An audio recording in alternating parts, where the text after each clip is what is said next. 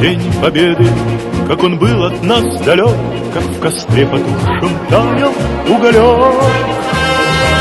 Были версты обгорелые в пыли, этот день мы приближали как могли.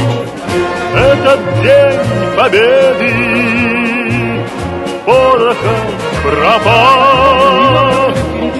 Это праздник сединою на висках, это радость со слезами на глазах.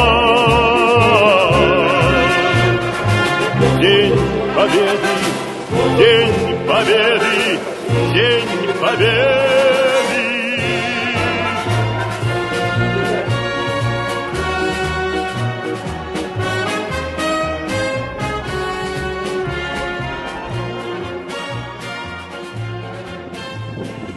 Уважаемых ярцев, сегодня 9 мая 2022 год, в селе Хаяр мы открываем памятник ветеранам Великой Отечественной войны.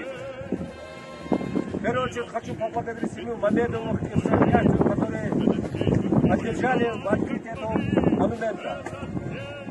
С этого маленького села на войну ушли 10 человек, 5 из которых не вернулись. И сегодняшний день, что происходит, вы поймите. Эти люди свою жизнь отдали, чтобы мы жили, наше поколение жило мирно, чтобы не было таких войн. Сегодня мы проведем процедуру открытия. Со мной рядом открытие будет проводить наш воин-интернационалист Мухтарчуки, он сам с этого селения Хаяр. Давайте сегодня торжественное открытие сделаем.